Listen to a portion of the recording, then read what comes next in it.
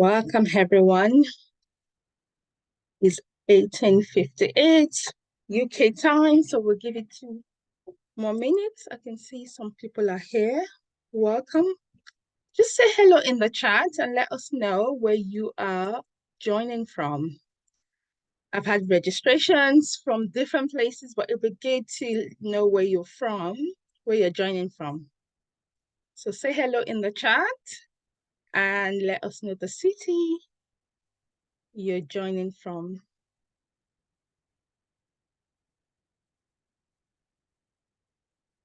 Welcome.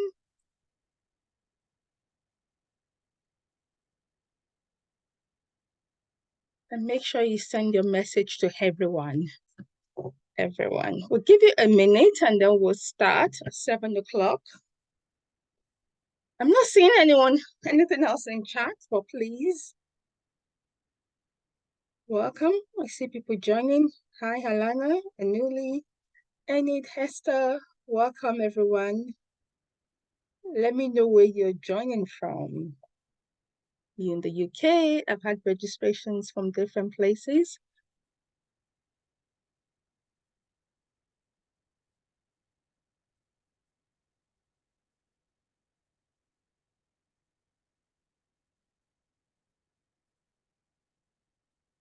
Hey, so it's now 7 o'clock, so there's a hand raised. It's not 7 o'clock, so we'll get started. Welcome, everyone. Welcome to this webinar. I am Buki Utrola, as you know my name. That's why you're here. And today we're here to talk about how are you actually going to make your Q4 a resounding success. One that you'd look back on 31st of December and really just be proud and happy about.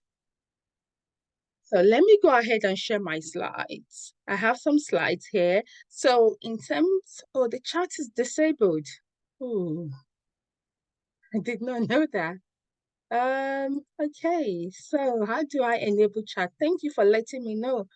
I was wondering, yeah, that is pretty serious. For some reason, the chat is disabled. Okay, this is what I'm going to say. Rather than log out and trying to figure out what is going on, please respond to me in the Q&A box. I don't know why the chat is disabled. So respond to me in the Q&A box. And that is really not ideal because we want this to be interactive. And so I really don't know why the chat would be. Oh, sorry. Now I know what to do. Attendee can chat with everyone. Okay, so the chat should be open now. Okay, good. Just let me know if you can now open. The chat should be open. So okay, there you go. Thank you. All right. So yes, we've got people from different places. Thank you for joining in today. So we're here to talk about how to make your Q4 a resounding success. Right. So few things, I think we've already figuring things out. Please interact in the chat. Any particular questions for me, put them in the Q&A box and I will respond. We'll take the questions at the end, but I'll keep an eye on that. So let me go ahead and share my slide.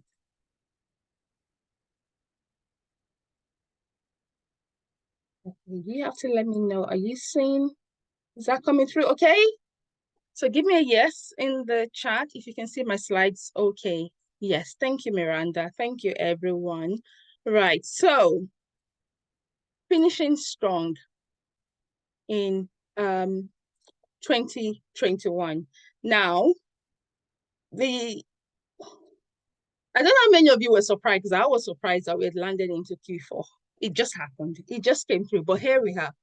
Now, I'll go ahead and introduce myself later on, but first of all, if you know, I'm a coach. And the reality is, as a coach, one of the great things I do is just ask people questions. Really ask to check in, know where they are. So this is what I want to ask you. Yeah, around based on where you are now, I'm going to go ahead and share a poll. I think it's the first poll. I want to think about where you are now in your career, work-wise. Where are things for you? So there's a poll that should be coming through now. Please vote. And we'll see what the result of that is. Okay. So I'll give I think the answers are coming through. Give another 30 seconds. Let's just do a check-in where you are, work and career-wise. How are you feeling about the rest of the year? Right. Okay. Interesting results. Okay. I want to get everyone on the call to vote. We're nearly there. 70% of the people have voted. Right. So a few more seconds. We'll go. Can we get more votes? Okay, I'm going to end the poll in 10 seconds. Going down. Okay, so that's the result of the poll. No one is happy and excited. That is interesting. No one is feeling happy and excited. And yeah, the majority of people are optimistic, which is great. We want that. And yeah, a few people are feeling tired and frustrated. Now, it doesn't matter what you score on that poll. This session is for everyone. And, the poll was deliberately extreme in the options it gave you. It's either the extreme hand of you're happy and excited or the other hand where you're tired and frustrated. There really isn't a middle zone. And that's deliberate because we want to be decisive, right? It's not, I don't think it's great to be lukewarm, be hot or cold, and know exactly where you are so you know what you have to do to change things. Okay, so I'll go ahead and stop sharing that poll and we'll go to my slides. And the first thing is really to get you to reflect around, what do you want Q2 to be about for you? So this is the question a coach gets you thinking, and we're going to start with this. What do you want the quarter to be about? Will you allow the quarter to just run its course, or will you drive what happens in the quarter? And that's really what this session is about. So where are you, A or B? Let me know. Where are you? And the former, allowing the quarter to just run its course, is about doing the regular, whatever will be. But the second part is really about intentionality. B. It's about intentionality. So a lot of people are saying B, which is great. B. And that's really what we want. Getting into the driver's seat and taking decisions and putting deliberate focus on what we want to achieve. That is so important. As opposed to just being laid back and allow things to run the course. And that's what this webinar is about today, really helping you set the chart and, set your course for the rest of the year.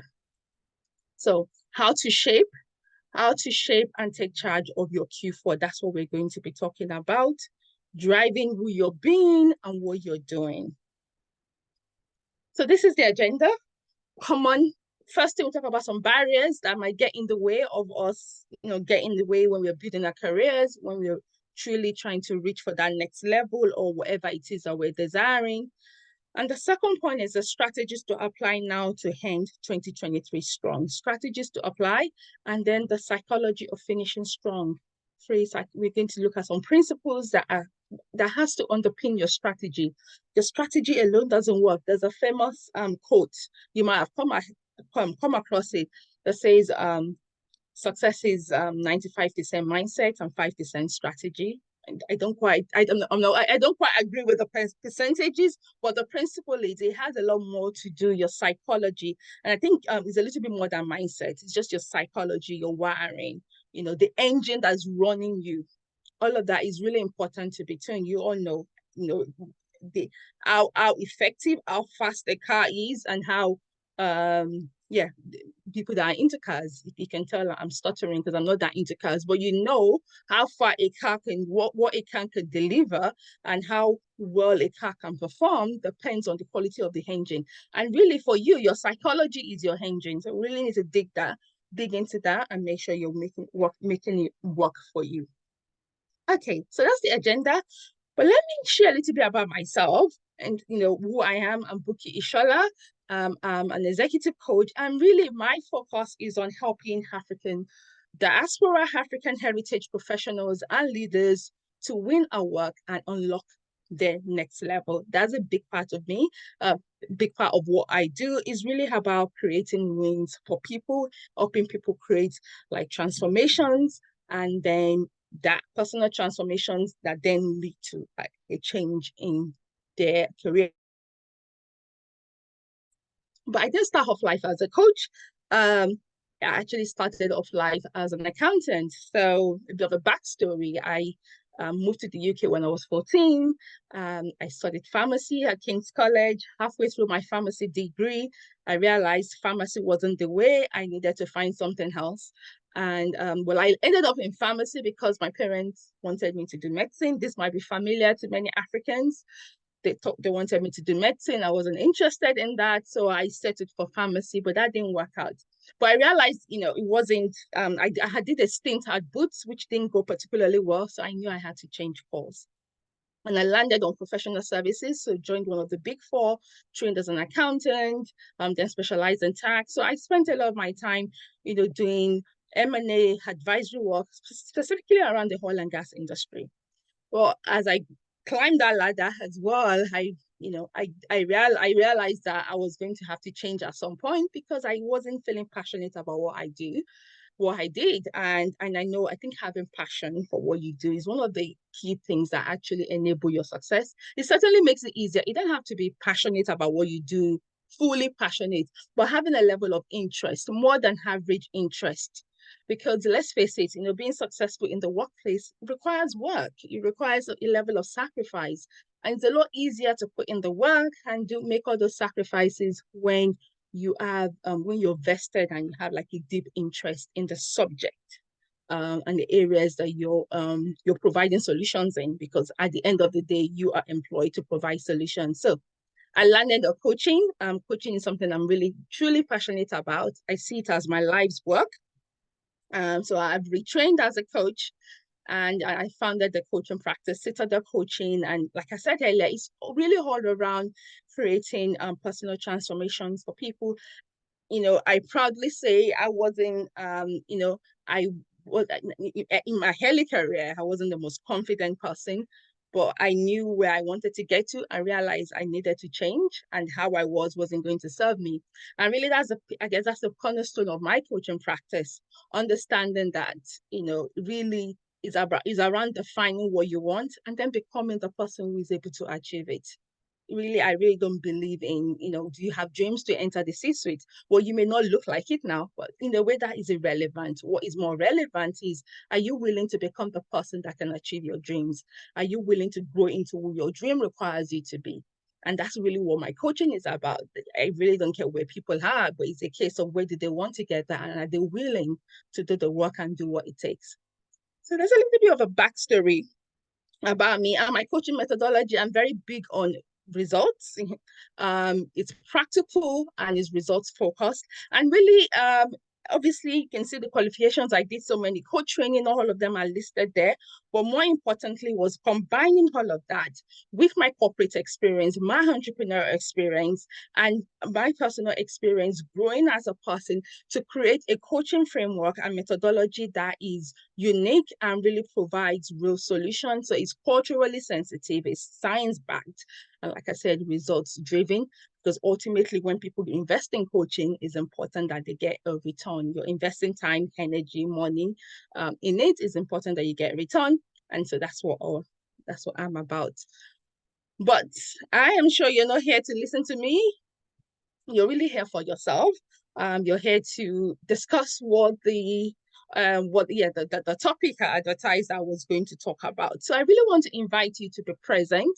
I'm a coach, so I will ask you questions throughout the sessions. I really invite you to be present.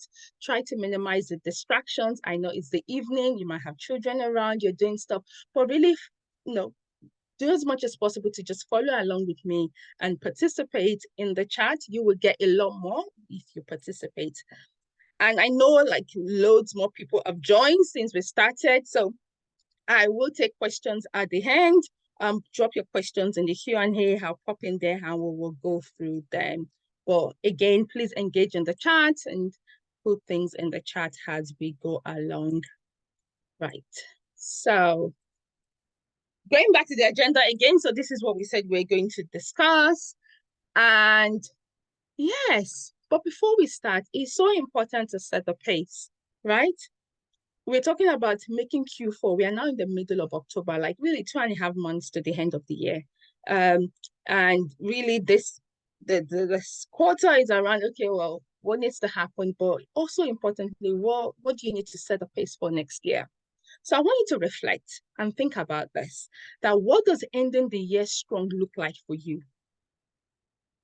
Think about that. What does it look like for you? And think about, specifically, what would you like to have achieved by the end of the year?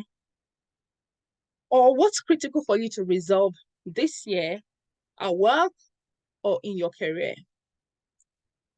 And let's have some responses in the chat and we can discuss. Let's have some responses in the chat to that question. What does ending the year strong look like for you? We need our own personal vision of what that is, and I want you to bear that in mind as we go through the rest of the session, because a lot of the things I'll be talking about, I want you to have that at the back of your mind as you listen to what I'm saying. So let me hear you. Okay. Okay, I'm waiting for the responses to come through. Do share.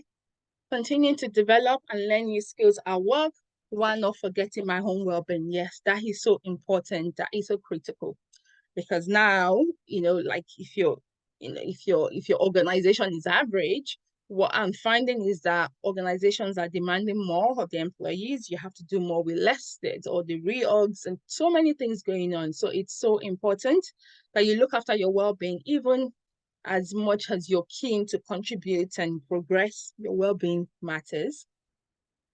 So getting a solid job, propelling my career, complete your 2024 annual planning to establish your reputation, great, keeping yourself motivated and focused.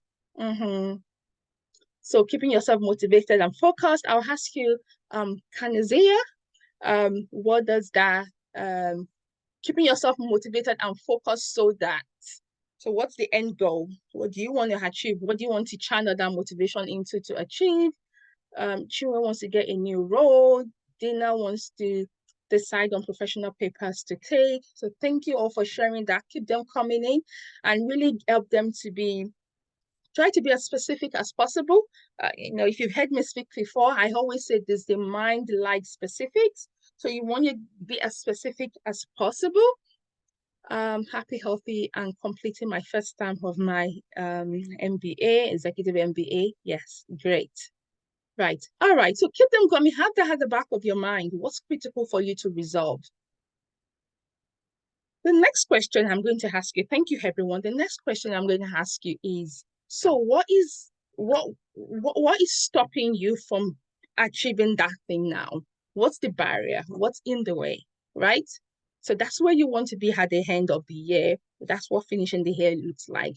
Where you are now, what's the hindrance? What's the barrier? What's stopping you? Again, think about that and share in the chat.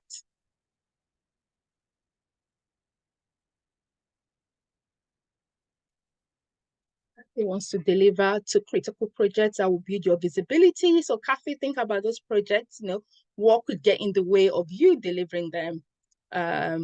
What could get in the way of you building visibility? Oh, I like that. Absolutely nothing. That's great. Inability to focus, given a work overload. Yes. And the question I will ask you, Maxwell, is to think about what's contributing to that work overload. What's driving the work overload? What do you need to do around that? Miranda has a demanding role where you feel like you're not growing anymore and you've started a growth assignment in digital health. Yeah. So getting bogged down in the details. That's a good one, Evelyn. Getting bogged down in the details, not to procrastinate. Right. Okay. Right. So these are some barriers. Again, put that at the back of your mind as we walk through the session. But thank you to everyone that has shared. Continue to share, please. We'll move on. Right. So when it comes to like barriers, Oftentimes in coaching, people want, people come and there's an issue and they want to deal with the external first. And I'm always all around, well, change starts from the inside out. If your situation has to change, really, the first thing that has to happen is you need to change. Now, it doesn't necessarily mean you're doing something wrong now, but if things are not working, often change has to start with us. Steven wants to get his new marketing plan in place and running. Great. And so Steven, think about what's in the way, what's the barrier that could get into that. So let's talk about some common barriers around, I need to do this. One of the ones I see is just not knowing the ropes, not knowing what you don't know, not knowing that you don't know, right? So whether it's the fact that, you have you're overworked, you're overloaded, you're doing too much, but really the question is, it's not so much that I have so much to do, is around, well, what can I cut out? How can I reduce this? How can I make it manageable? So because for every problem, for us to move forward, you either have to find a solution, as in you get rid of the problem, or you have to find an effective way of managing the problem. So one key barrier is around just not knowing the ropes. And if you don't know the ropes, if you're dealing with a situation, so think about your situation that you're dealing with around where you want to be by the end of the year. What could be, what usually happens when we don't know? We could end up just doing nothing, inaction, and abandoning your goal. It's too much, I don't know how to do it. But what I would challenge you with is to actually think. Not knowing is really just a question. If you turn that around, it's like, oh, what do I need to do here? How do I need to manage this? Turn it around into a question and then find an answer to that. So usually it's something around to do with, like, what's the logical next step? That might just be something logical that will come to you by just spending some time thinking about it. You might figure that out. So even as I'm speaking, think about what you've said as is a barrier or is a challenge, and think about, okay, what can I do here? What is the next step that I could take? And many times that next step also involves, who do I need to speak to? And that's, consulting with someone. Who do I need to speak to? Because this is a fundamental principle. It doesn't matter what challenge or problem that we face it. The reality is there is a solution out there. If there is no solution, it means you just have a situation you have to manage. And then if you have to manage, there is a way to manage it. So you realize that not knowing the ropes is something that you can take action on to resolve. So the solution is consult. Who can I reach out to? Who can help me? The other common thing I see is what I call unproductive thinking.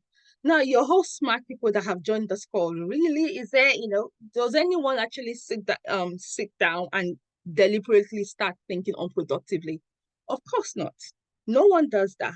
But it's really around the effect of her thinking, the outcome of our thinking. So I'm talking about things like assumptions, like often people will hear, oh, I can't do that. And you question, well, why can't you do it? And they really cannot answer that question anymore.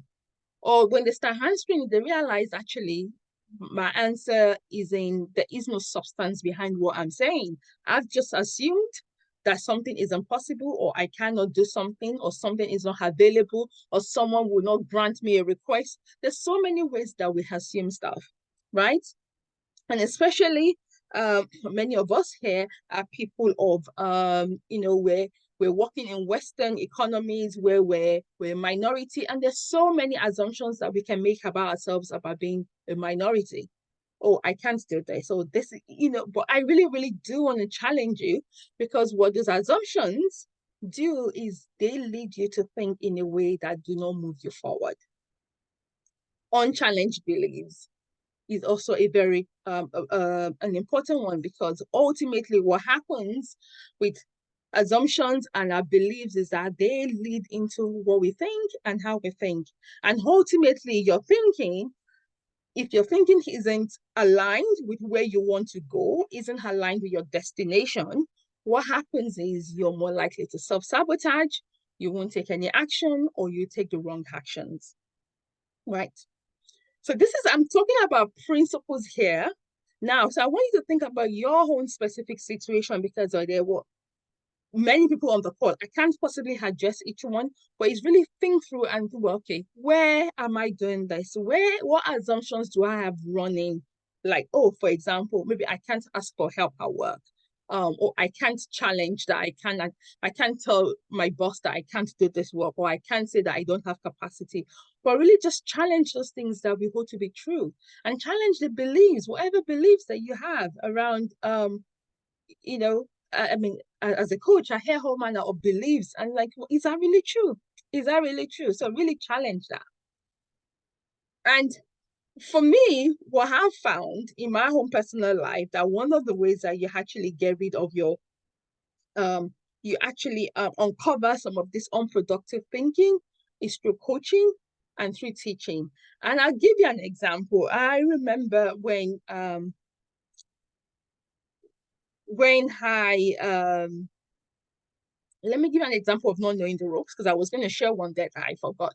So not knowing the ropes, when I started my coaching practice, typical, I approached it almost like I approached everything. The first thing was to get the education, was to get the training and get the certificate, and thinking that was it. How many of you can identify with that? That we just keep collecting certificates, but that's just knowledge. Ultimately, you have to find a way to convert that into real results. And I realized that I really didn't know the how. I knew how to coach, but I didn't really know how to get clients. I didn't know much about marketing. And I didn't know the strategy to build a coaching practice, the type of coaching practice I wanted to build. So it could have been, okay, I don't know how this works. Maybe I'll go back into corporate, I'll go back into my whole job. Or it'd be like, okay, I need to learn this. So I had to go out and just learn. And I remember going to a free webinar like this, and they were giving me they were teaching on like strategies, what you do at your level, this is what you do. And I went and did that for a while, and it worked, but then I got stuck because I realized that you actually needed a structure of accountability, feedback, people checking in to actually help you to make progress and to make it continuously. So having that structure was really important. Another thing that came up recently, like unproductive thinking, was an example of that was when I was going for my first managerial role. So I was on a graduate program. I finished that, and there was an automatic promotion to the next level, like a consultant. But then to get to manager level, you had to do a bit more work. And here's where I ran into difficulty, because I was on the surface, externally, I was saying all the right things. I want to go for manager. I was having the conversations because it was what I was supposed to do. If I wasn't putting myself forward, it would look like I wasn't serious, I wasn't driven. But deep down inside, I was petrified. I was petrified of becoming a manager. And why was I petrified? Because in my head, I had this narrative going on that being a manager meant you had to be perfect. Now, if I got anything wrong, then this is going to be really bad. And he actually took a coaching conversation, just a short coaching conversation, and where the person asked me, because what I wanted was I always wanted someone to be between me and the partner. So I worked at EY, where everyone had the senior partners signing off the work, like the most senior members of the teams had to sign off the deliverable. I didn't want to be the person handing over the work to the senior leader in the team. I wanted someone in between us to protect me, because I was afraid of making mistakes. And I remember I was asked this coaching question, that the people that you want in between you, the senior managers, directors, or the partners, do they not make mistakes? And that question just opened up my understanding. Like, yeah, everybody makes mistakes. Why am I so scared and petrified of making mistakes? Because ultimately, there's a reason why I'm a manager and not a partner. I'm a manager because that's the level I'm at. And that's the level of my understanding. That's the level of my expertise. So invariably, there's still learning for me to do. There is still growth for me to do. But by me thinking wrongly and taking on this belief and idea that I'm supposed to be perfect, I'm not supposed to make mistakes, everything is supposed to be right, I was holding myself back. And I was saying all the right things, but I didn't have then self-sabotaging, maybe not putting my hand up for opportunities because I was scared of making a mistake.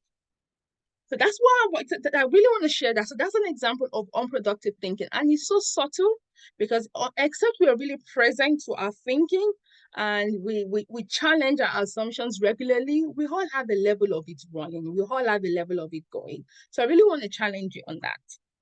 And then the final thing is unmanaged fear.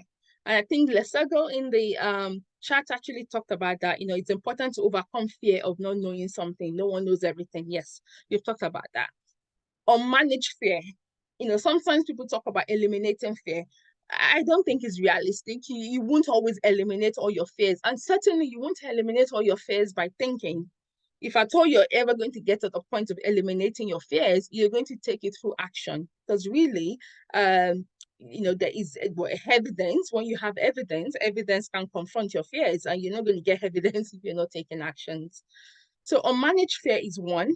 And fears come in different ways. You'll be surprised that there is a fear of success, fear of failure. People are afraid of what people will think, what people will say. And all of those run. And I know, again, I know all these things. Not only is it from, being a coach, but from my own personal experiences and from people that I coach. Fear of success. I remember, again, when I started to build my coaching practice, and I kept on saying I want a small practice. Because part of the reason why I left the corporate world was I wanted more time with my children. I wanted more control of my time.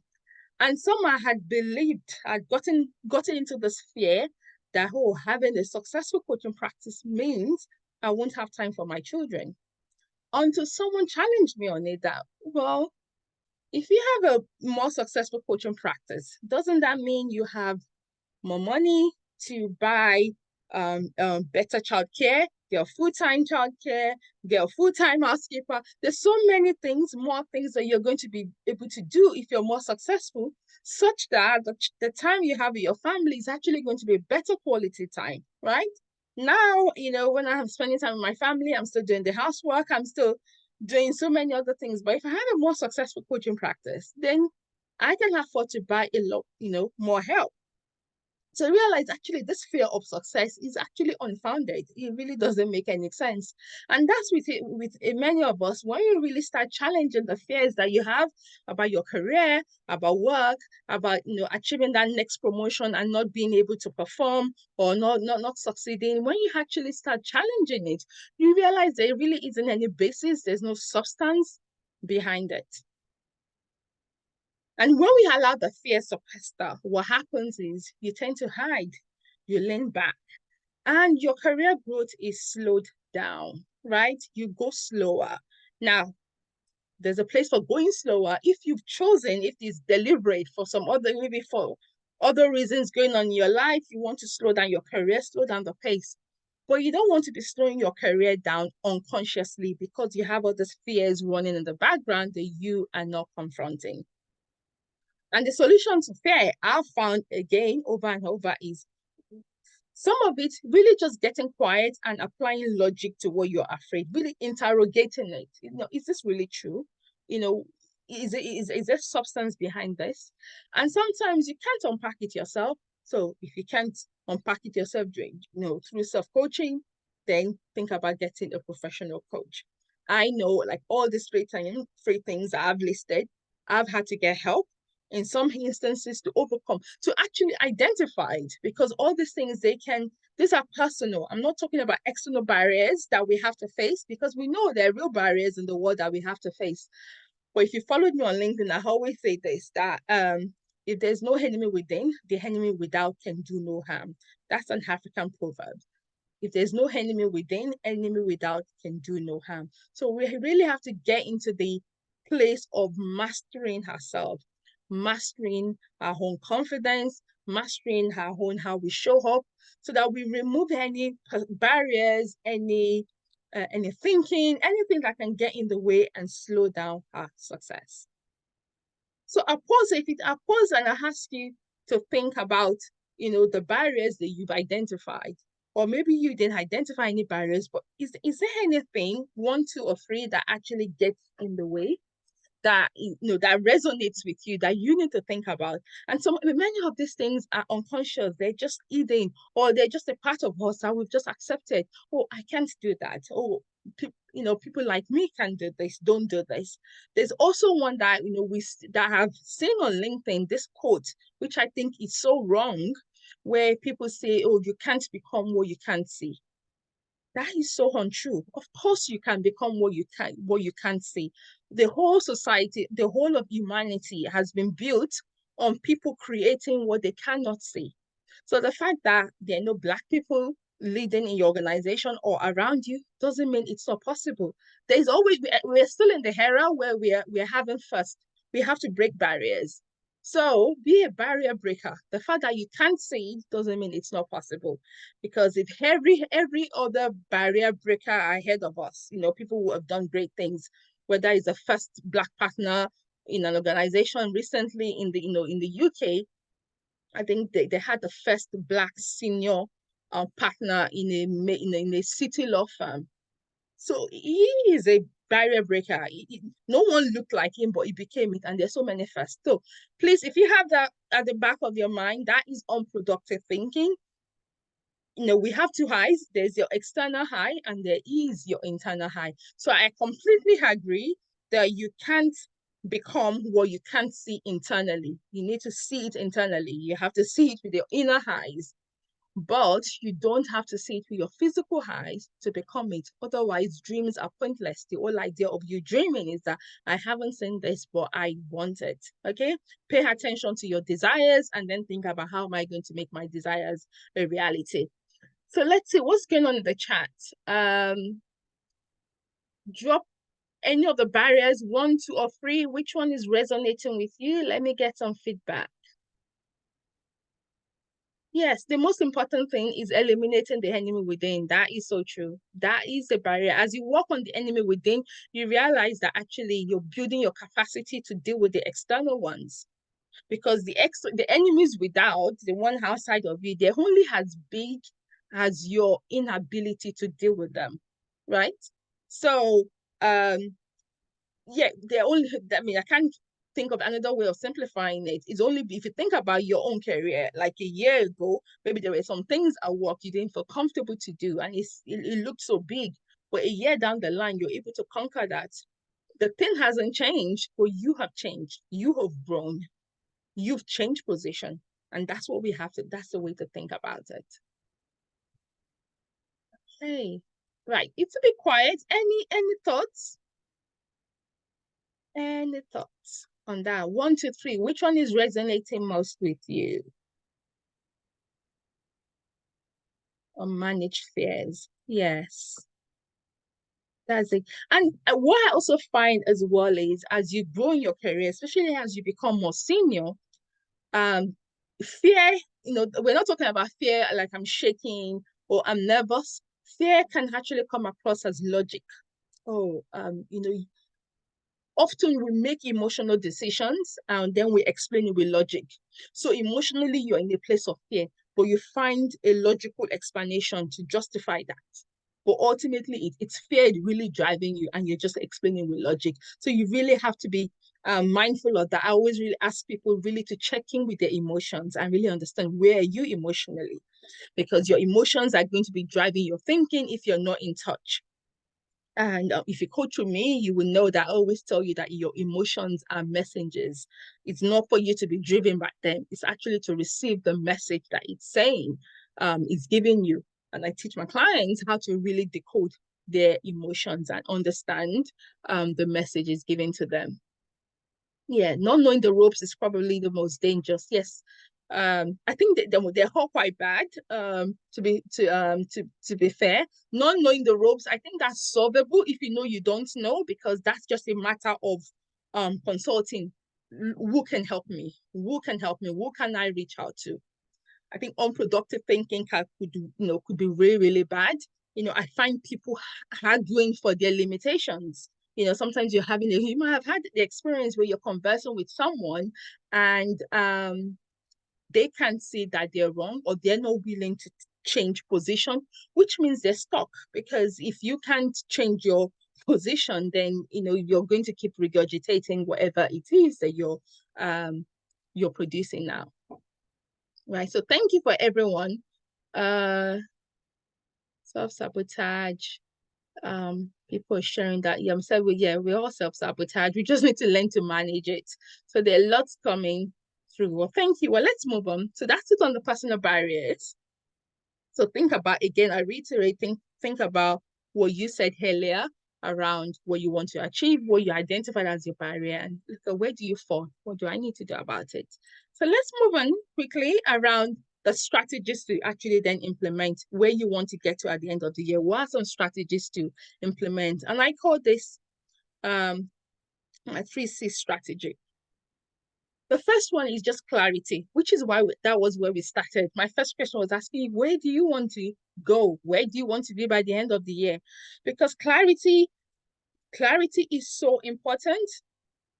You know, you have to set yourself on a direction and put yourself on the course that you want to go to.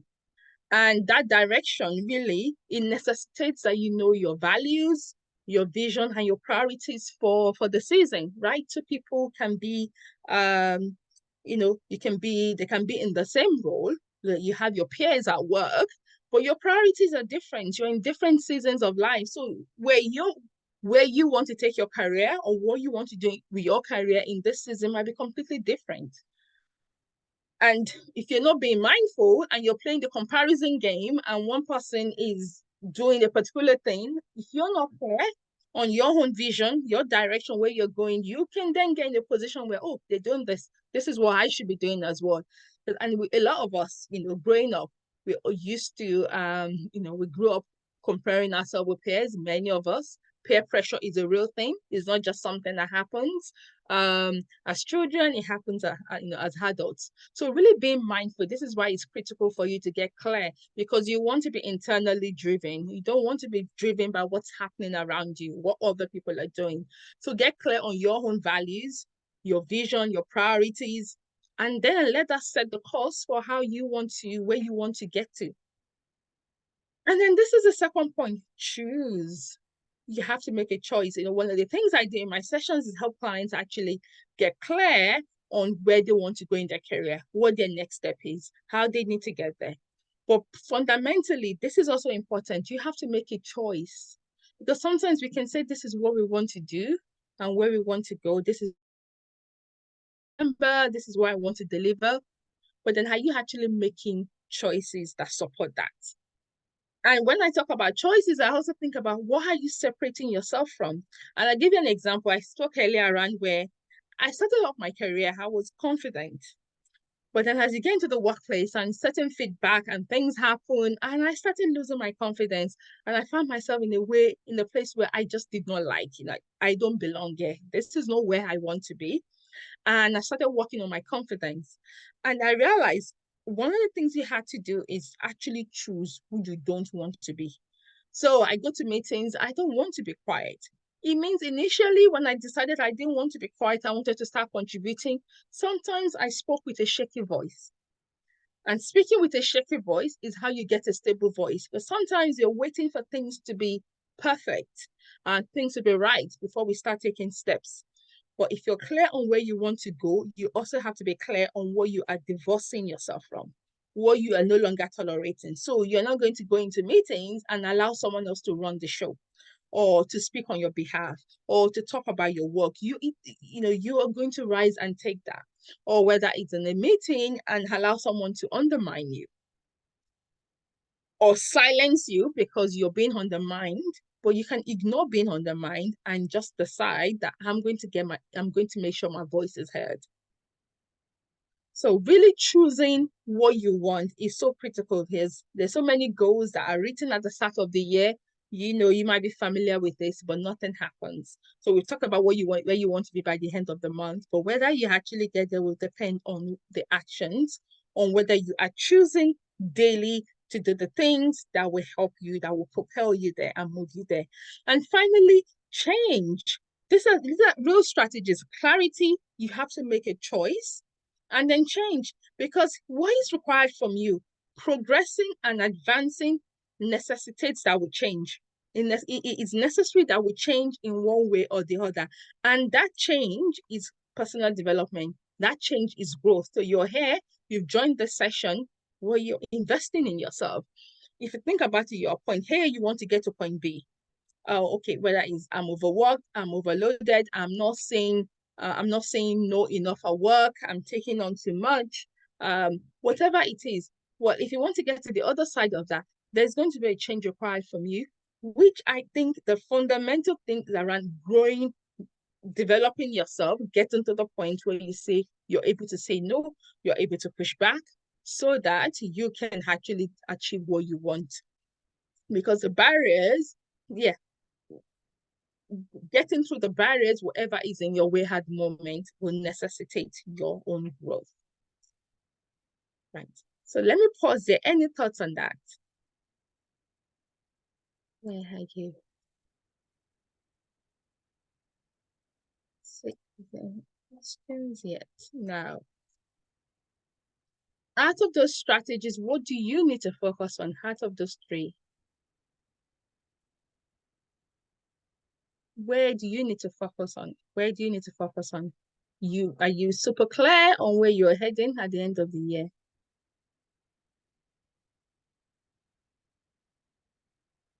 What are you separating from? So let's take that life question. So how do you plan your exit? So if you want to do the corporate world, but the question, I'm going to put it back to you, well, how do you plan your exit? When do you want to leave the corporate world? Well, what needs to happen for me to leave the corporate world? And you have to walk back and ask yourself those questions. And then, so that's the clarity, really analyzing, well, what needs to happen for me to be able to leave? What do I need to have in place? What am I going to be leaving to? Is asking those questions to help you clarify. And then is then choosing. So what then needs to happen? What choices do I need to be making now? What do I need to be moving towards? And what do I need to be separating myself from? So let's say I want to leave the corporate world in 2 years' time, for example, and to do something. Maybe you need to actually gather some money. You need to save so that you have something to run on. Well, it means you need to make choices around what are you giving up, right? What are you giving up? What are you going to move towards in terms of, you know, what networks do you need to join? So you're going to be leaving the corporate world to do something. Well, everything everything revolves around relationship, right? If you're going to change positions, it means you're really going to have new relationships. So how do you get around the new environment that you want to be? How do you start building relationships? So it is really going through. And then if you talk about, okay, this is what I need to do, then how do I need to change to make what I need to do happen? So that's how you'd walk through it. Okay, thank you. So everyone needs saying areas 1 and 2, 1 and 3, 1. Okay, great. Well, let's move on to the last part. So in terms of, so that's it, the strategy. Now let's look at the psychology to underpin strategy. And psychology is really the engine. I get the analogy of the engine running the car. That really drives the performance of the car. So your psychology and is wired than your mindset. It's really how you're wired, your thinking, everything. So there are three areas here. One, I'm going to talk about radical ownership. Right, radical ownership. So let's go back to the beginning when we talked about, where do you want to be by the end of the year? What are your barriers? Is really taking radical ownership for shifting those barriers, identifying and shifting them. And the reality is this, let's face it, there is enough frustration out there. There's so many things going on. There's constant reorgs that is, that puts stress on employees, people leaving the organization. You're a leader, you're having to lead as well as actually get involved in the delivery of the work because you don't have enough staff. So there's a lot going on. And then microaggression, racism, there's so much that could be coming out against you, but you have to make a decision. Really, you have to make a decision, making a choice. Again, you talked about the strategy earlier. Are you going to become a victim of circumstances, or are you going to get involved in creating favorable circumstances yourself? And that really comes down to radical ownership, like always asking yourself, what can I do next? What is next? Not willing to become a victim, right? Now, I'm not saying, obviously, I'm a realist. I'm not saying you can solve every problem. I'm not saying that everything is going to be positive. This is not a pep talk or positive thinking. No, that's not what we're talking about here. But we're really talking about you taking ownership, understanding that because things are not going to change or things may not be changing because they're out of your hands. Well, how do you need to change to make sure that you are not disadvantaged by what is going on around you? Okay, what it is, if you think about, many of us might have experienced microaggression, racism. If those are unmanaged and if they are not looked after, taken care of properly, what do they lead to? They lead you to withdraw. They might lead you to start doubting yourself, second guessing yourself. So who is getting hurt? Who is becoming a victim? You. Which is why we're saying we're not condoning all this, everything that might be negative and might be coming against us, but we are taking radical ownership of the results and really choosing to create favorable circumstances for ourselves by the way we are thinking, by the actions we are taking, so that we get to where we want to get to. And then the second thing I'm going to talk about is, relationships. Relationships matter. And for many of us, we come up in our career through the technical route, right? So you're all about the certificates. You're all about that. And that is all fine. But we all know that it's not your technical skills that get you to the top, except even if you decide that your specialism is going to be as a technical expert, fundamentally, you're going to be more effective if you also have like really good relationship skills. So relationships matter, and really updating your mindset and your thinking around that, because that might not be for a large part of your career. You might not have prioritized that, and your technical skills have been helping you thus far. But yeah, for that next level, as you seek to progress and move up, really across the world, relationships matter. People will refer you because it gets to the point where it's all about people tapping you on the shoulder for a role. Not necessarily, you don't want to be applying for every single role. You want people just nominating you, passing your names across. Those are easier interviews to have where, people are inviting you for a call, you're being entered for a role as opposed to you always having to apply. So, and how do you make those things happen? Relationships. Also, if you think about what you said you want to achieve by the end of the year, in many instances, it's going to require you making connections with people and having conversations and making requests. For example, if it's a case of, you need to have a discussion with an underperforming direct report, or maybe it's the other, you need to have discussions with your leader around having more resources, like challenging conversations where you might have where you might ordinarily get a pushback. You need to having like strong relationships help you to manage those conversations better. And fundamentally, what I realize is that when people need to make requests of others, if the relationship is not there or they are not strong on the people skills, they just don't do it. That's when you procrastinate. You don't have the conversations, or you dance around the issue, or you have the conversations and the person just outmaneuvers you because you're not strong enough in the way that you are pursuing the matter. And another thing that really matters when you're actually building relationships, building your networks, is you must identify and own your own value. In the marketplace, ultimately, you are rewarded for your value. So if you're undervaluing yourself, it then stands that the market will undervalue you, right? So you must identify your own value. And this is one of the things I work with my clients on, to really go through. I have a document that we walk through to really identify, what are their strengths? How do they want to be known in the marketplace? How are they going to stand out? What is their own unique proposition? And sometimes people really struggle with this. But it's really important for you to identify and hone your value. That is why you're going to walk into a room, and when someone tries to undermine you, you can put them in their place because you're grounded and you know your own value. When you're shaky, then sometimes I speak to people and they tell me, they talk about imposter syndrome, for example. Yes, some imposter syndrome, I talk to people and it's just a function of not thinking deeply, because you know how you got there. When I look about where positions that I reached in my career, I know exactly how I got there. I knew how I spent time staying up late studying so I could get the degree classification that would allow me to get the job I'm in. I knew how I stayed up late to deliver. I knew the extra hours I put in. So going into a room and feeling like I don't belong. I never enter rooms and don't feel like I belong. And I don't allow people to make me feel like I don't belong.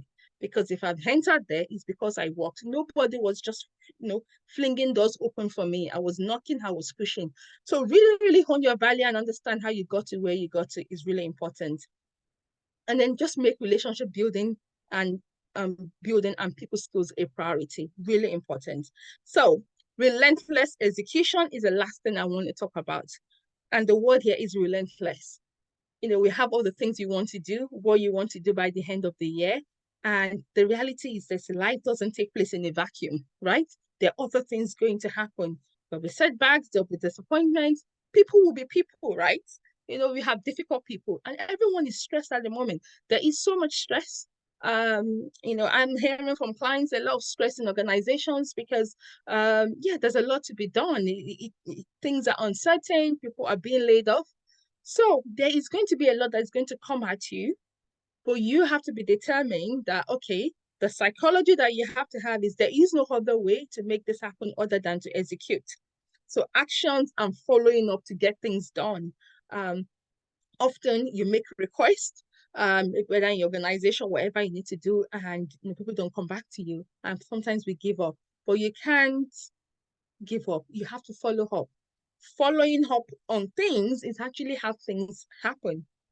There's so many emails you send. You can't just send an email on one thing and then forget about it. It's following up, it's chasing. And please don't think you're bugging people, right? If you're making if you're making demand that is appropriate, then don't think you're bugging people. So relentless execution, following up is so critical. And then really it's so important to know this. Researching doesn't get things done. We can get in the mode of just researching, doing a lot of analysis paralysis. It doesn't get things done.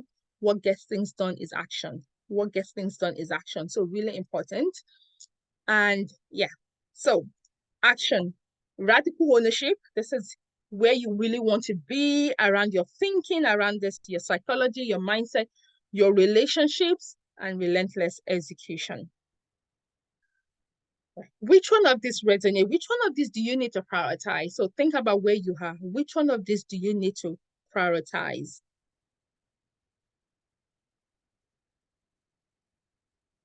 Let me know in the chat number 2 and 3, 2 and 3. Yeah, 2 and 3, or 3, right? Yes. Yes.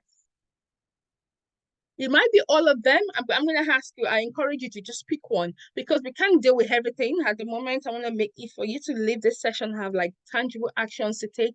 Try to pick one that's the most important, the one that is really going to change things the most for you now, and pick that. And that would really help you to be focused. Right. So, summary. Finishing strong requires you to identify and shift personal barriers. It's not enough to just know where you want to get to. It's around, okay, what's getting in the way now? Because ultimately what's in the way is what you need to shift. And we've talked about some things that might be in the way, lack of know-how, unproductive thinking, fears. And many times, if you're setting ambitious goals for yourself, you won't know how to get there, right? Oh, I don't know, I want to be a senior, SVP, senior vice president, in a year or 2 years. You may not know how you're going to get there, but that doesn't mean the goal is not achievable. It just means you need to think.